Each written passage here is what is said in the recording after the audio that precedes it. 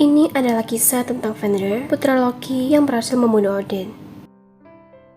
Fenrir adalah putra dari Loki dan Angerboda. Ia memiliki saudara yang bernama Jormungandr dan Hel. Berbeda dengan Loki, ketiga anaknya tersebut tidak begitu dekat dengan para dewa di Asgard. Bahkan, Jormungandr dan Hel sudah dibuang sedari kecil oleh Odin. Hal itu dilakukan Odin karena ada sebuah ramalan yang mengatakan bahwa mereka akan membawa kehancuran bagi para dewa nantinya. Fenrir diambil dari Jotunheim dan dibawa ke Asgard. Fenrir seserigala kala itu masih sekecil anak anjing yang jinak dan cukup lucu untuk dijadikan sebagai hewan peliharaan. Fenrir memiliki nama lain yaitu Fenargan, dan nantinya ia akan turut menjadi salah satu makhluk yang berperan besar dalam peristiwa Ragnarok. Walaupun sering diceritakan menjadi makhluk jahat yang menghancurkan dewa saat Ragnarok, namun nyatanya dalam mitologi Nordik, hal tersebut dipicu oleh tingkah laku para dewa itu sendiri. Awalnya, Fenrir kecil dipelihara oleh para dewa untuk dijadikan teman bermain. Ia dibesarkan sampai para dewa sadar bahwa serigala itu bertumbuh dengan cepat. Fenrir mengalami pertumbuhan yang luar biasa. Ia bertambah besar dengan cepat hingga hampir sebesar raksasa. Oleh karena itu, tidak ada yang berani mendekatinya lagi, kecuali Tyr, sang dewa perang. Tyr dan Fenrir pun akhirnya mencari teman baik yang sangat dekat. Seiring berjalannya waktu, Fenrir pun bertumbuh semakin besar dan tampak menakutkan. Para dewa lalu teringat ramalan tentang Fenrir dan saudara-saudaranya. Mereka merasa sangat khawatir jika hal itu benar-benar terjadi. Untuk mengukur kemampuan Fenrir, para dewa pun kemudian mengundang Fenrir untuk hadir di sebuah kontes kekuatan. Dalam kontes kekuatan tersebut, para dewa mencoba untuk membelenggu Fenrir agar dia tidak berkutik. Pada kontes yang pertama, Fenrir dibelenggu menggunakan rantai yang bernama Leding, tetapi Fenrir dapat dengan mudah mematahkan rantai tersebut. Pada kontes yang kedua, Fenrir dibelenggu menggunakan rantai yang bernama Dromi. Rantai Dromi ini disebut 2 kali lebih kuat daripada rantai Leding. Tetapi sekali lagi, Fenrir berhasil mematahkan rantai yang mengikatnya itu.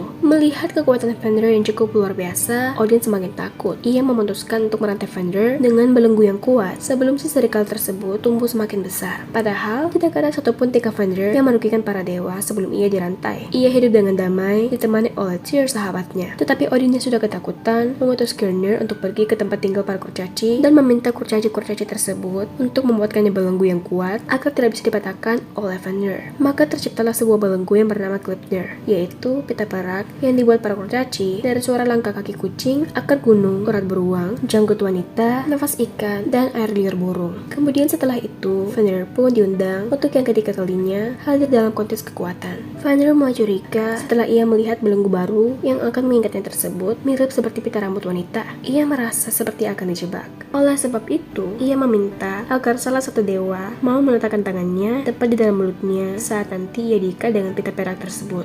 Tentu saja tidak ada yang berani menyanggupinya kecuali Dewa Tyr. Setelah merasakan tangan Tyr masuk ke dalam rahangnya, Fenrir pun tersedia untuk diikat. Tetapi sayang, Fenrir tidak dapat melepaskan belenggu tersebut. Bagaimanapun kerasnya usaha Fenrir, ia tetap tidak dapat membebaskan dirinya dari Gleipnir. Semakin ia bergerak, pita itu semakin erat mengikatnya, sehingga ia terus memberontak dan melolong. Fenrir pun tidak sadar kalau ia telah menggigit putus tangan Tyr. Sementara para dewa bersukacita melihat Fenrir yang kesakitan diikat oleh pita tersebut, Tyr harus menahan sakit karena kehilangan salah satu lengannya. Fenrir lalu ditinggalkan di sebuah pulau terpencil sendirian dalam keadaan yang masih terikat. Kedua anak Fenrir, yaitu serigala Skoll dan Hati, juga tidak mampu melepaskannya dari Gleipnir. Ketika Ragnarok tiba, bintang-bintang ternampak di langit sehingga menyebabkan bumi berguncang. Gempa yang dahsyat membuat segala pohon tercabut dari akarnya, gunung-gunung menjadi rata dengan tanah, dan segala belenggu terlepas, termasuk Gleipnir yang membelenggu Fenrir. Fenrir pun akhirnya berhasil melepaskan diri dari ikatannya tersebut. Ia lalu melancarkan aksi balas dendamnya dengan bergabung bersama kaum Jotun untuk menghancurkan para dewa. Saat itu, Fenrir berhadapan langsung dengan Odin. Tetapi sayang, Odin tidak berhasil mengalahkan Fenrir. Dalam pertarungan tersebut, Fenrir berhasil memakan Odin hidup-hidup dan membunuhnya. Namun, tidak lama setelah itu, Fenrir juga mati di tangan Vidar, putra Odin yang berhasil merobek mulut Fenrir dengan tangan kosong.